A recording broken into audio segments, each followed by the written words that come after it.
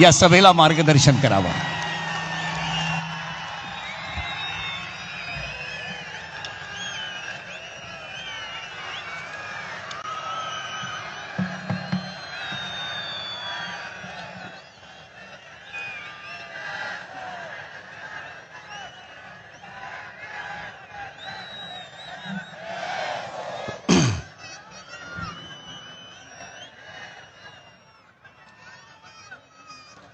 व्यासपीठावरती उपस्थित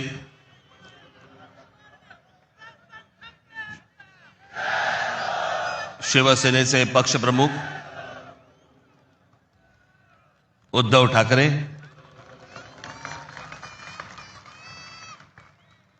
राष्ट्रवादी काँग्रेसचे नेते जयंतराव पाटील, इतर सर्व मान्यवर आणि माझ्या जमलेल्या तमाम मराठी बांधवांनो, भगिनींनो आणि मातांनो,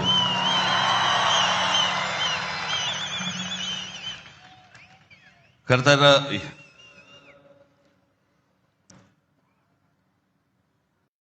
या व्यासपीठावरती मी माननीय बाळासाहेबांबरोबर लहान असताना अनेकदा आलो।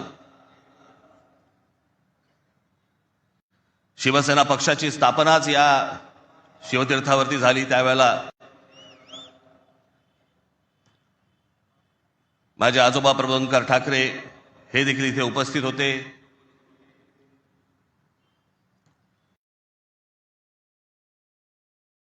माझे वडील श्रीकांत ठाकरे हे देखील उपस्थित होते।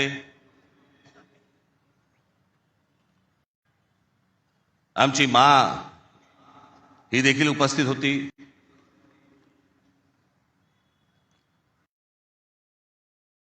तर आज या क्षणाला हे दोन भाऊ एकत्र आल्यानंतर आम्ही आज माझे आजोबा प्रबोधनकार ठाकरे, माननीय बाळासाहेब ठाकरे, माझे वडील श्रीकांत ठाकरे आणि आमच्या माँ आज खरं तर इथे हजर असायला पाहिजे होत्या। हे सगळं चित्र पुन्हा एकदा मराठी बांधवांसाठी, मराठी माणसांसाठी, मुंबईसाठी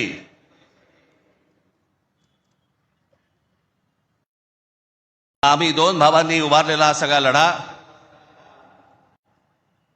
इथे नसले तरी वरून पाहत असतील।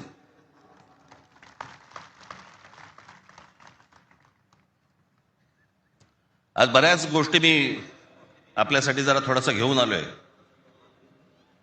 जाताना पोट भरून जा।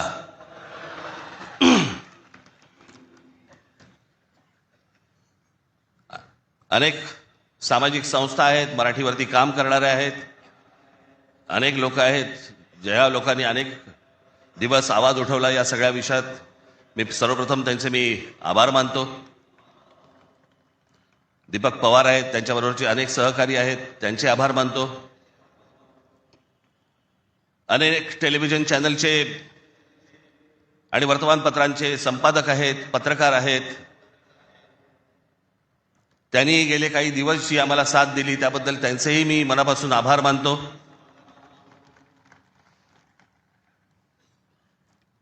खरं तर मी 20 वर्षानंतर पहिल्यांदा युती करतोय।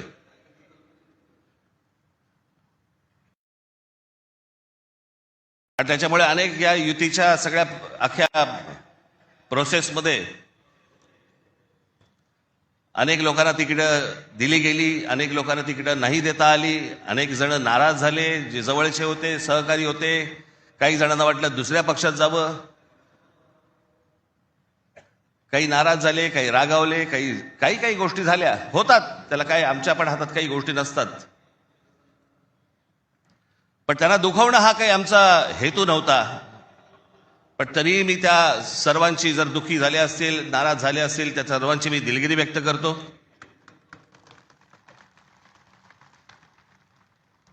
आपलेच आहेत, परत येतील, कारण जे आता आहेत तेच कुठे जातील माहित नाही, त्याच्यामुळे ते गेलेले आहेत ते येतीलच परत।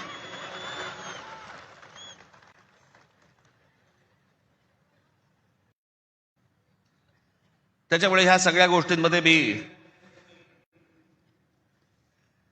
त्यांना समजू शकतो। मुळात मी आणि उद्धव आम्ही दोघेजण एकत्र येण्याचं सगळ्यात महत्वाचं कारण म्हणजे या मुंबईवरती आलेलं संकट. मी गेले अनेक वर्ष या सगळ्या विषयांमध्ये बोलत आलो. गेले अनेक वर्ष मी माझ्या भाषणांमधनं हे सगळे मुद्दे मांडत आलो की कशा प्रकारचा डाव रचला जातोय. आणि मग मध्यंतरी या राज्य सरकारने हिंदी सक्तीचा विषय आणला.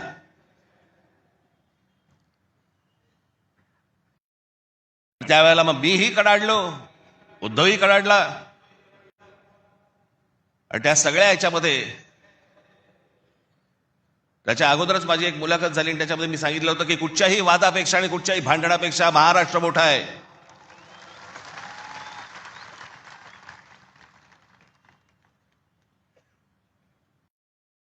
आणि मग तिकडनं ह्या सगळ्या गोष्टींची सुरुवात झाली. ते हिंदी सक्तीचा जो विषय होता तो फक्त तुम्हाला चाचपडून बघण्याचा होता. तुम्ही जागे आहात का? मराठी माणूस महाराष्ट्रामधला मुंबईमधला जिवंत आहे का? हे फक्त चाचपडणं होतं तुम्हाला.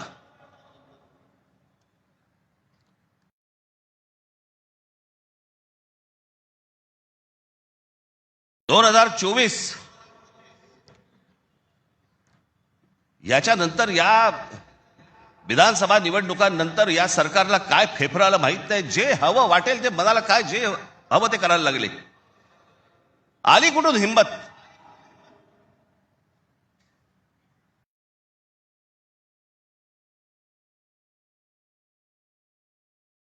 कोणाला विचारायचं नाही, काही जनता बिनता लोक बिक काही नावाची काही गोष्टच नाही. बस आम्हाला वाटलं म्हणून आम्ही केलं. हे कोण आहेत लोक? कोण आहे महाराष्ट्रातील जनता? पैसे फेकले की आम्ही विकत घेऊ. आला कुठून आत्मविश्वास?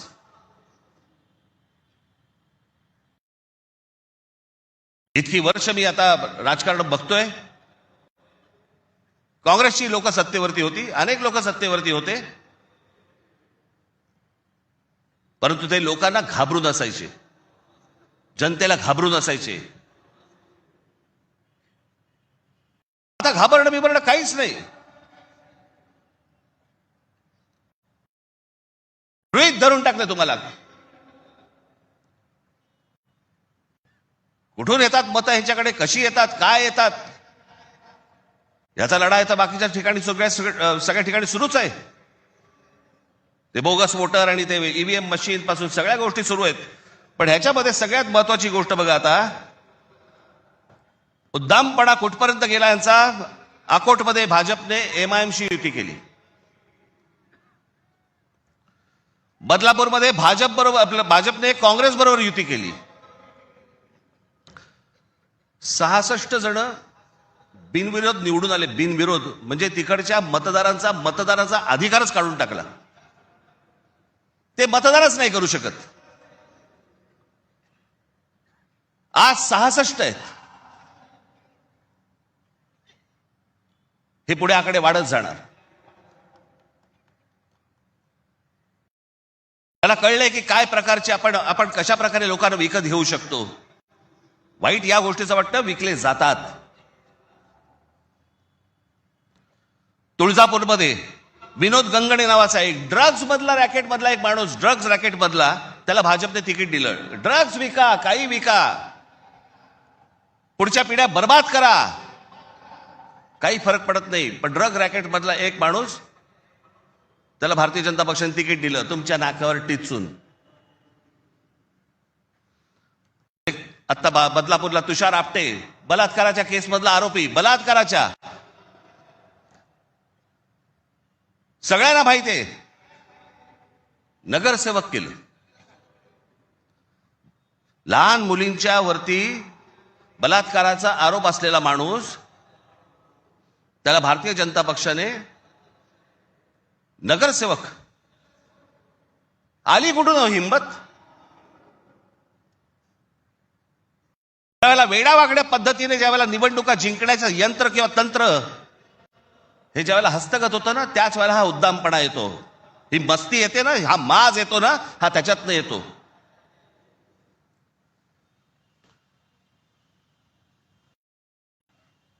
अख्खी मुंबई विकायला काढली, अख्खा महाराष्ट्र विकायला काढला, अख्खा देश विकायला काढला.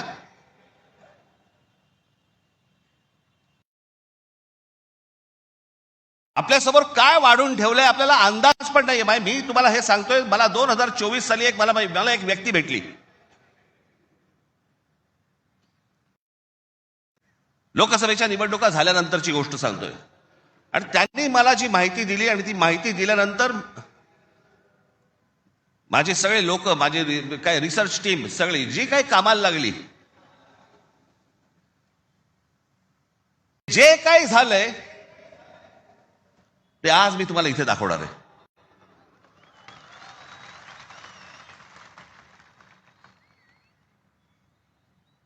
आणि मला असं वाटतं की मी आज जे दाखवणार आहे याच्यानंतर जर समजा आपल्याला भीती नाही वाटली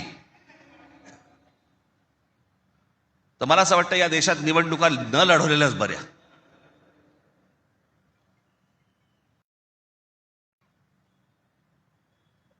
म्हणजे आता साधी गोष्ट, फक्त तुम्हाला 2014 नरेंद्र मोदी पंतप्रधान झाले त्यावेळेला, हे मला आता 24च्या नंतर आता हे पुढे सगळं समजायला लागलं. या गेल्या वर्षी 24 नंतर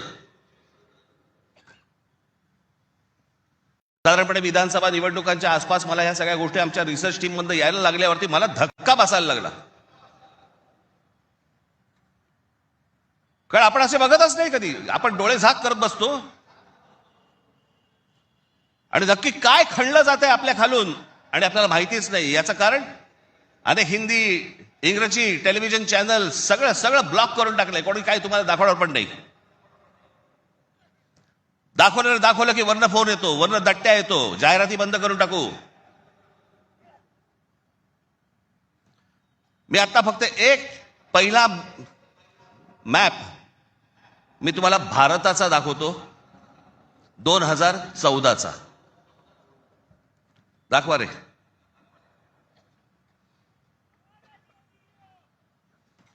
हा आहे 2014चा गौतम अडानी यांचे प्रोजेक्ट्स किती होते हे तुम्हाला दाखवणार आहे. 2014ला पंतप्रधान नरेंद्र मोदी पंतप्रधान व्हायच्या अगोदर गौतम अडानी कुठे होते, आणि आता पुढचं फक्त बघत राहा की आता 2024-25ला गौतम अडानी आता कुठे आहेत. फक्त सरकारच्या आशीर्वादाने. आणि तुम्हाला जर नाही धक्का बसला तर मला सांगा, जरा दाखवा.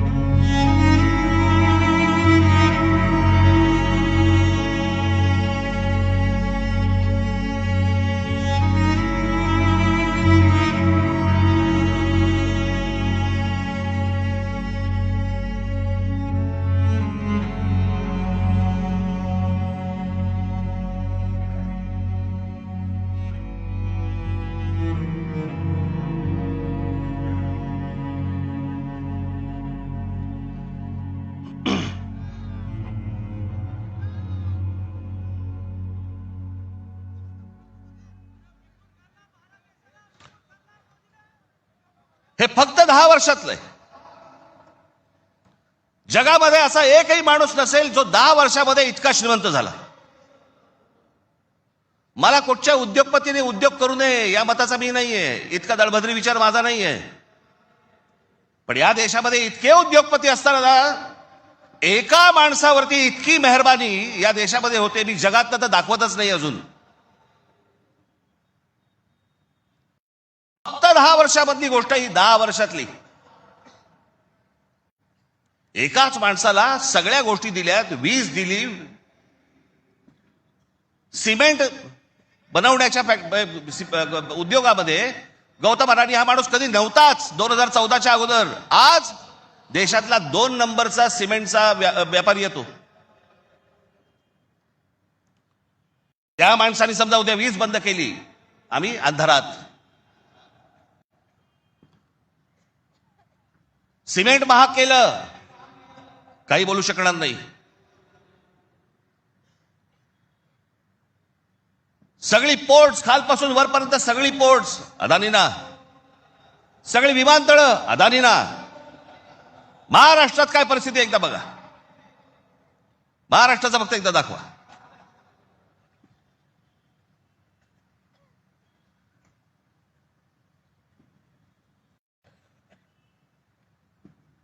महाराष्ट्रामध्ये फक्त एका ठिकाणी 2014ला फक्त गौतम अडाणी एका ठिकाणी आहेत उद्योग.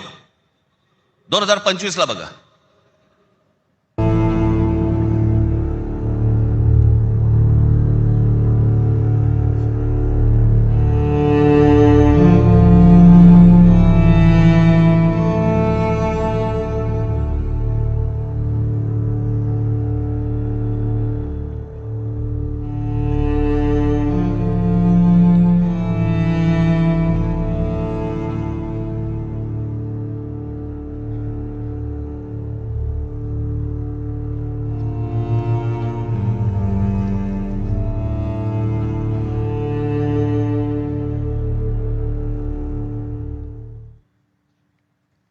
ही महाराष्ट्राची स्थिती.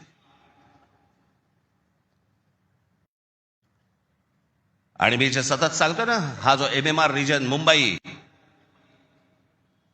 या मुंबईवरती मी आता फक्त तुम्हाला वाचून दाखवणार आहे. या फक्त MMR रिजन मध्ये काय फक्त केलंय तेवढं फक्त बघून घ्या. मुंबई महानगर क्षेत्रात अदानी 29 जून 2018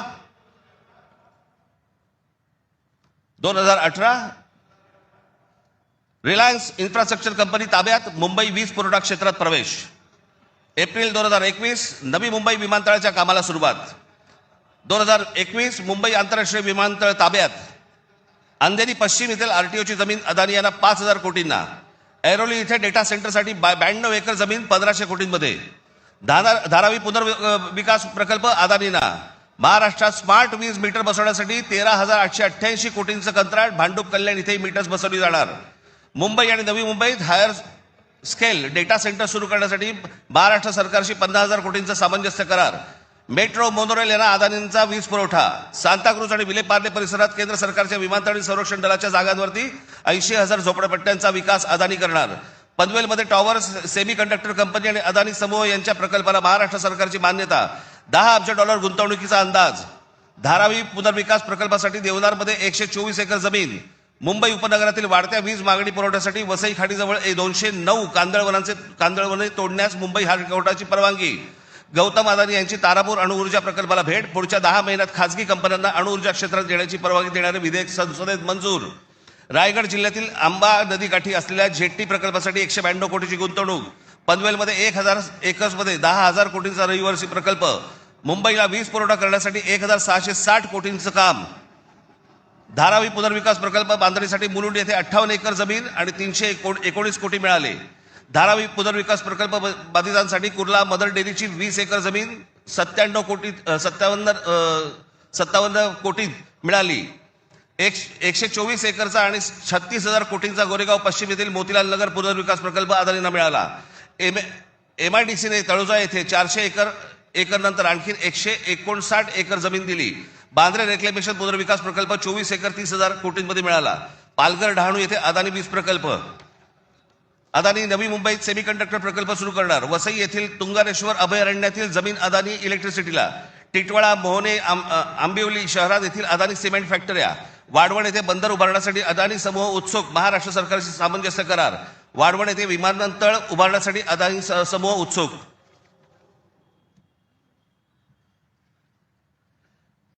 हे मी तुम्हाला सांगतोय ना, हे कशा प्रकारे तुम्हाला आवडलं जातंय याचा काही आपल्याला अंदाज, आपल्याला कळतंय हे काय चाललंय. आता हा सगळा वाढवणला आता बंदर येतंय म्हणून मी म्हटलं बंदर येत असेल चांगली गोष्ट आहे. महाराष्ट्रात बाजूला विमानतळ कशासाठी तर म्हणे मुंबई विमानतळावरचा सगळा कार्गो तिकडे नेणार. आणि नवी मुंबई विमानतळ जे बांधलंय इथून इंटरनॅशनल आणि डोमेस्टिक या आपल्याकडच्या इकडच्या विमानतळावरनं, छत्रपती शिवाजी महाराज आंतरराष्ट्रीय विमानतळावरनं डोमेस्टिक आणि इंटरनॅशनल नवी मुंबईला नेणार. ही प्रोसेस हळूहळू सुरू झालेली आहे. आणि पुढे हा संपूर्ण विमानतळ विकायला काढणार. या शिवाजी पार्क मैदान एवढी जवळपास 50 ते 60 शिवाजी पार्क मैदानं बसतील एवढा प्लॉट आहे तो,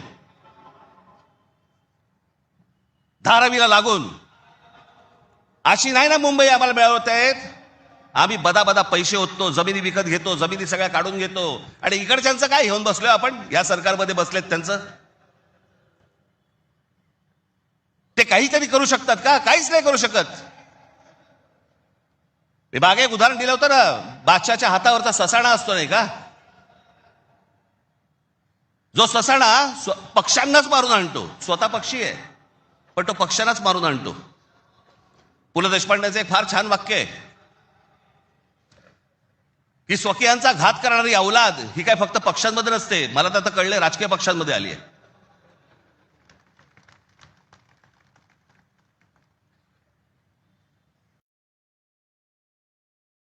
डोक्यात गेली सत्ता, डोक्यात. हा जो भूगोल आहे ना, हा भूगोल नीट समजून घ्या. हे वाढवण बंदरापासून तिकडे वरती जे आहे ना, त्याला लगेच लागून गुजरात आहे. यांचं पहिल्यापासूनचं डोक्यामध्ये जे होतं ना की मुंबई गुजरातला न्यायची. मग मुंबई गुजरातला न्यायची असेल तर काय करायला लागेल, पालघर जिल्हा ताब्यात घ्यायला लागेल, ठाणे जिल्ह्याचा भाग ताब्यात घ्यायला लागेल, या MMR रिजनचा भाग ताब्यात घ्यायला लागेल, तर मुंबईपर्यंत पोहोचता येईल. माणसं पहिली बदा तिकडे टाका, त्यांचे मतदारसंघ फोडा, मराठी माणसांना फोडा, हे मतदारसंघ ताब्यात घ्या आणि त्याच्यानंतर सांगा अरे खासदार तर आमचाच, आमदार तर आमचाच, नगरसेवक पण आमचाच, महानगरपालिका ही आमच्या हातात. हे सगळं करून मुंबई गुजरातला कशी जोडता येईल याच्यासाठीचे हे सगळे लॉंग टर्म प्लॅन सगळे सुरू आहेत. आणि आम्ही बेसावत, आमच्यामध्ये जातीपातीमध्ये भांडणं लावली जात आहेत. हा मराठा, हा ओबीसी, हा अजून कोणी. एकदा मुंबई हातातनं गेली ना बाबानो, महाराष्ट्र झारखंडपेक्षा काही वेगळा करणार नाहीत. हे मुंबई ही तुमची राजधानी आहे, मुंबई ही तुमची ताकद आहे. पण जो मस्तवालपणा जो अंगामध्ये शिरलेला आहे यांच्या, की आम्ही काहीही करू, कुठूनही मतं आणू, जे यांनी विधानसभेला केलं तेच करण्याचा हे आत्ता पण प्रयत्न करणार. आमच्यावरती भ्रष्टाचाराचे आरोप करतायत. काय बोलताय काय तुम्ही? देवेंद्र फडणवीस ज्यावेळेला मुख्यमंत्री होते त्यावेळेला ह्यांनी छगन भुजबळांना जेलमध्ये टाकलं होतं, हो की नाही? आता मांडीला मांडी लावून बसलेत. अजित पवारांचे बैलगाडीभर पुरावे घेऊन गेले होते.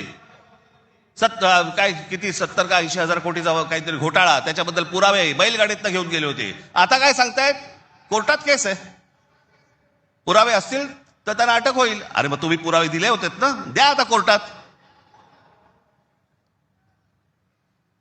ही सगळी बाहेरून सगळी माणसं आणायची, इथे भरायची, तुमचा टक्का कमी करायचा, तुमचं अस्तित्व घालवायचं. इथे येऊन ह्यांची माणसं मिळणार, इथे उत्तर भारतातलं माणसं येणार आणि म्हणणार इथे तुम्हाला. काल एक कोणतरी उत्तर भारतातला माणूस बोलवता म्हणे, मुंबईमध्ये म्हणे नोकऱ्या जर घ्यायच्या असतील महानगरपालिकेमध्ये तर इथल्या स्थानिकांना, उत्तर भारतीय लोकांना दिल्या पाहिजेत. हे बाहेरून येणारे म्हणे कोल्हापूर, सातारा, सांगलीवरनं येणारी माणसं हे बाहेरच्या लोकांना द्यायची नाहीत म्हणून. बाहेरची लोक म्हणजे आमच्या सातारा कोल्हापूर सांगलीमध्ये येणारी आता हे बाहेरची लोक झाली आणि हे आतले.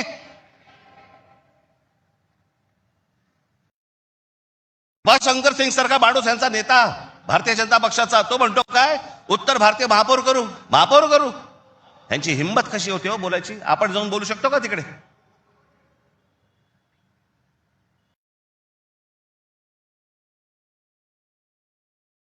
कारण तुम्ही एकत्र येऊच नाही याच्यासाठीचा बंदोबस्त यांनी केलेला आहे. म्हणून काय करायचं, पैसे टाका माणसं फोडा. यांचं मुंबईवरचं लक्ष उडालं पाहिजे, महाराष्ट्रावरचं लक्ष उडालं पाहिजे. हे मराठी म्हणून कधी एकत्र येताच कामा नयेत. आणि मग आपल्याला जे साध्य करायचंय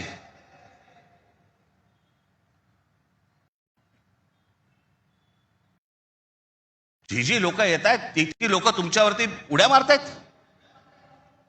वाटेल ते बोलतायत तुम्हाला. मुंबईमध्ये महाराष्ट्रामध्ये तुम्हाला घरं नाकारली जात आहेत. काल परवाकडे कोणतरी एक तामिळनाडू मधून रसमलाई आली होती.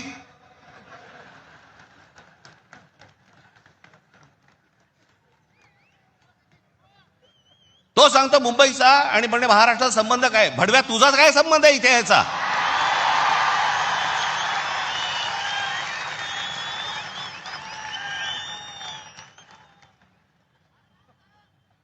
यांच्यासाठीच माननीय बाळासाहेब बोलले होते, हटाव लुंगी आणि बजाव पुंगी. अनेक दाक्षिणात्य इथे राहत आहेत, अनेक जैन मारवाडी इथे राहत आहेत, आनंदाने राहत आहेत. पण कसं भडकवलं जाते बघा तुम्हाला कबुतरांच्या नावाने. कबूतर राहिली बाजूला, पण हे सत्ताधारी जे फडफडत आहेत ना, हा त्यांचा प्रश्न आहे. काल परवाची गोष्ट, इथे मुंबईमध्ये एक जैन मराठी वादावरती पडदा टाकण्यासाठी म्हणून एक बैठक झाली. ही बातमी फक्त नवाकाळला आली होती. त्यांचे कोणतरी एक जैन मुली निलेश चंद्र आहेत, निलेश चंद्र बघा. ते जैन मुली निलेश चंद्र काय सांगतायत तर कबुतरे खाणे आणि मांसावरून मराठी जैन समाजात पेटलेला वाद मिटवण्याची जबाबदारी मुख्यमंत्री देवेंद्र फडणवीस यांनी भाजपा मंत्री मंगल प्रभात लोढा यांना दिली. मात्र मंगल प्रभात लोढा यांनी हा वाद मिटवला नाही तर ह्या समाजामध्ये जास्तीत जास्त भांडणं कशी लागतील हे पाहिलं. म्हणजे मराठी माणसापासून गुजराती बाजूला करायचे, आता ही लुंगी अंडी इकडनं तामिळ बाजूला करायचे, अजून कोणतरी युपी मधनं बोलवायचा त्याच्यात अजून ते बाजूला करायचे. तुम्हाला या महाराष्ट्रामध्ये मुंबईमध्ये एकट्यात पाडायचं. एकटे असलो तरी काफी होत.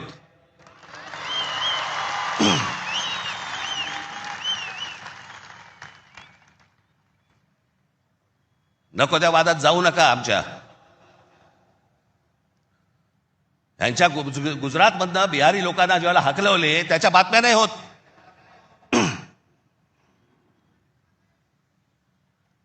ज्याने बिहारी लोकांना तिकडनं हकलवले, जवळपास 10 का 20 हजार लोकांना हकलून दिले बिहारमधनं, भारतीय जनता पक्षाने त्याला तिकीट दिलं, निवडणुकीचं तिकीट दिलं. आणि हे वाद फक्त तुमच्यासाठी आमच्यासाठी इथे फक्त करून ठेवतायत. गेले अनेक वर्ष सांगतोय तुम्हाला, हे सगळं हे जे मुद्दामून जे चालू आहे तुमचं अस्तित्व नष्ट करण्यासाठी हे सगळं सुरू आहे. आज ही मुंबई हातामध्ये गेली. मुंबई का पाहिजे हातात.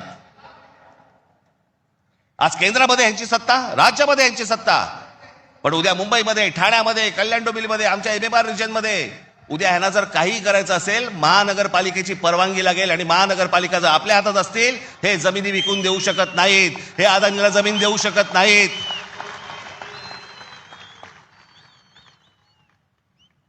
ही गोष्ट ते करूच शकत नाहीत. हा धोका काय होता ना बाबांनो, मी फक्त वेळ कमी आहे परंतु मी आपल्याला एक धोका, हा किती वर्षांपूर्वी आमच्या बाबासाहेब आंबेडकरांनी, आमच्या बाबासाहेबांनी मांडलेला तुम्हाला फक्त एक गोष्ट वाचून दाखवतो, जी मी 2008 ला वाचून दाखवली होती. बाबासाहेबांनी काय त्यावेळेला मांडलं होतं हे तुम्हाला आज कळेल. मी काय सांगतोय तुम्हाला ते.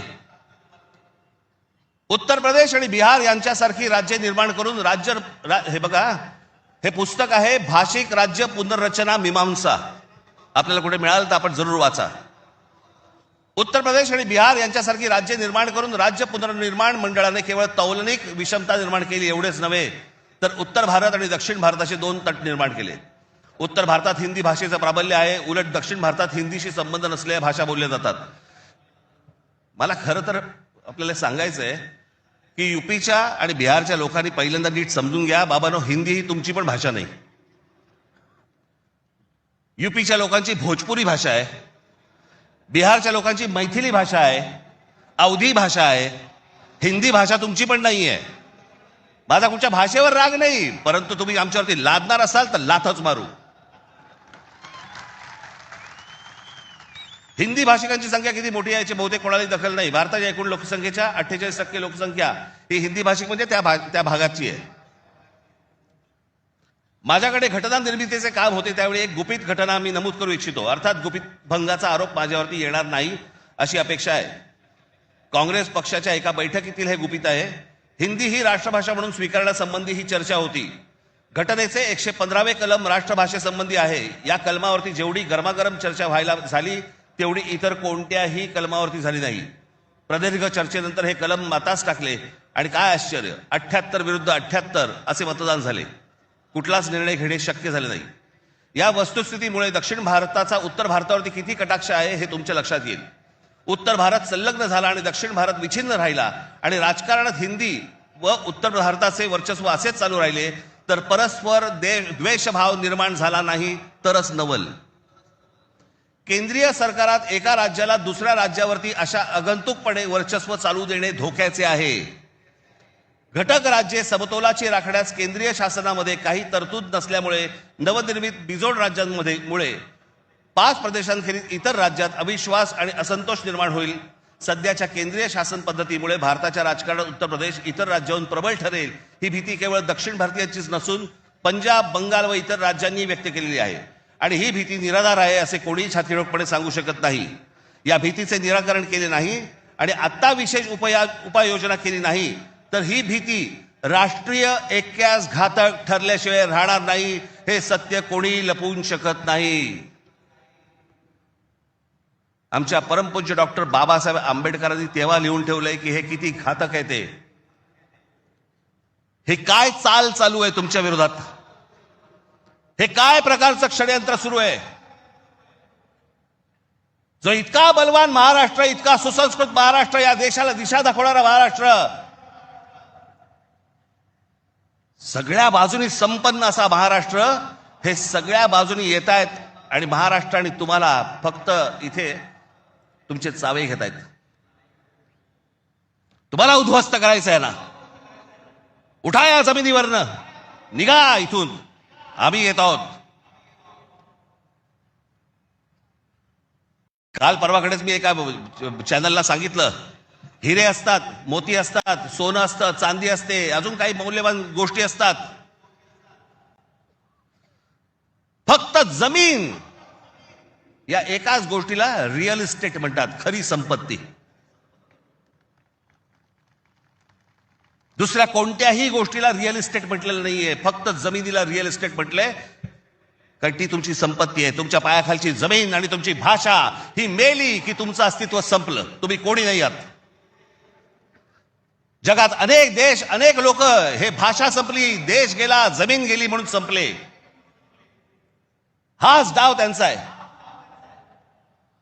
वेगवेगळ्या मार्गाने येत आहेत आणि वेगवेगळ्या मार्गाने तुमच्यावरती आक्रमण करतायत आणि तुम्हाला सांगतायत निघून जा इथनं. संयुक्त महाराष्ट्राच्या वेळेला देखील विरोध करणारे या मुंबईमधले अनेक धनिकच होते, गुजराती होते पण धनिक होते. आज पण तेच चालू. आणि आज हे संकट त्यावेळेला तर इतकं नव्हतं, पण आज खरं तर तुमच्या उंबरठ्यावरून वरती येऊन उभं आहे. कधी तुमच्या दरवाजावरती टकटक होईल तुम्हाला पण कळणार नाही. कधी तुम्हाला इथनं बाहेर काढतील तुम्हाला कळणार पण नाही. आज मुंबई, उद्या ठाणा, कल्याण, डोंबिवली, सगळे सगळे भाग, उद्या पुणा, नाशिक, जे जे चांगलं आहे, आज कोकणपट्टी अख्खी रिकामी करतायत. जमिनीच्या जमिनी विकत घेतल्या जात आहेत. मी त्यावेळेला त्या बुलेट ट्रेनला विरोध केला होता. आजही माझा विरोधच आहे. कुठे चालली आहे बुलेट ट्रेन? बुलेट ट्रेन फक्त बघा, ही बुलेट ट्रेनचं स्टेशन, शेवटचं स्टेशन गुजरातमध्ये चाललंय, जिकडे गिफ्ट सिटी उभी केली आहे. Gift city Ahmedabad bullet train station पासून 90 किलोमीटरवर डोलेरा नावाचं एक पूर्ण नवीन शहर बसवलं जातंय. डोलेरा नावाचं एक पूर्ण नवीन हे शहर 903 स्क्वेअर किलोमीटरचं आहे, म्हणजे मुंबईपेक्षा 1.5 मोठं. आणि तिथे वेदांत आणि फॉक्सकॉनची 1.5 लाख करोडची सेमी कंडक्टर प्रोजेक्ट्स येत आहेत. अहो, आपल्याला समजत पण नाही हे काय चालू आहेत नक्की, ह्यांचे कुठून रूळ चालले आहेत आणि कुठून गाड्या चालल्या आहेत आणि कुठून यांचे मार्ग सुरू आहेत आणि काय घेऊन जायचंय ह्यांना आणि काय आणायचंय, इथे काय भरायचंय. एकदा जाऊन बघा हो, वसई विरार पासून सगळ्या गोष्टी बघा, कसे भर देतात, कसे भर देत आहेत. तुम्हाला घरं नाकारणार, ह्यांना सगळ्यांना घरं मिळणार. तिकडनं बाहेरच्या राज्यातनं गुजरातमध्ये येणार, ह्यांना घरं मिळणार, तुम्हाला नाकारणार. तुम्हीच नसाल, तुमचंच अस्तित्व नसेल, काय चाटायच्या आहे महानगरपालिका?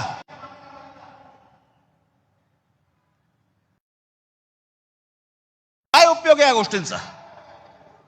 आम्ही भले आमच्या वचननाम्यामध्ये सांगितलेल्या अनेक गोष्टी आहेत ज्या उत्तम करू, उत्तम शहर करू, चांगल्या गोष्टी करू. मला असं वाटतं उद्धव ठाकरे आपल्या भाषणामध्ये या गोष्टी सांगतीलच. अरे पण तुम्ही असायला पाहिजेत ना त्याच्यासाठी.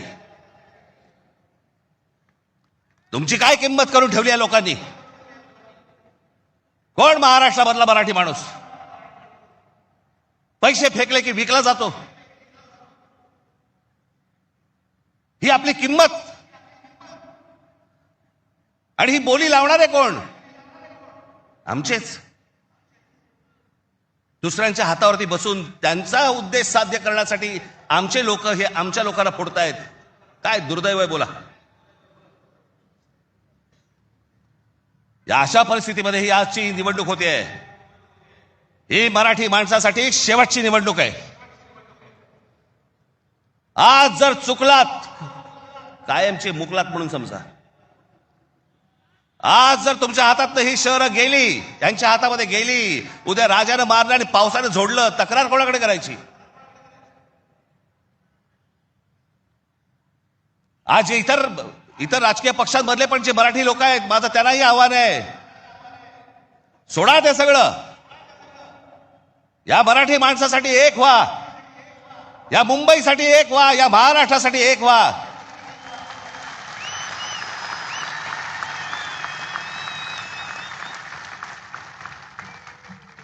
ज्या इतक्या वर्षांच्या परंपरेने, इतक्या लोकांच्या तपश्चर्याने ही मुंबई महाराष्ट्राला मिळाली. 107 आमचे हुतात्मे गेले.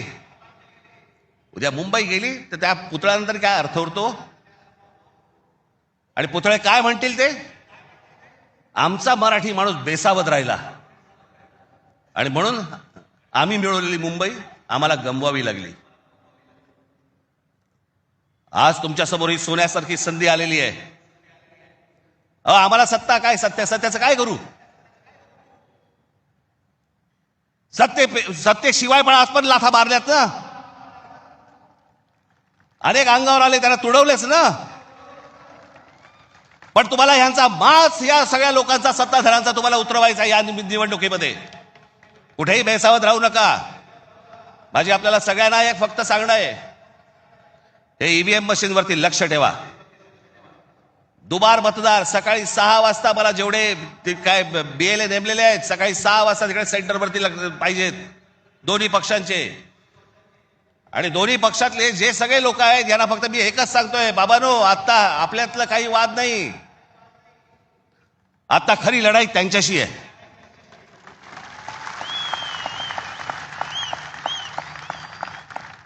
आपण भांडत राहावं हेच त्यांना पाहिजे.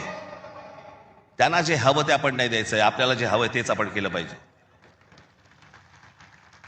आणि म्हणून तिकडे आपल्याला जाता एवढंच सांगेन की सतर्क राहा, बेसावध राहू नका. आणि जर दुबार मतदार जर तिकडे आला, सकाळी 7 वाजता फोडून काढा.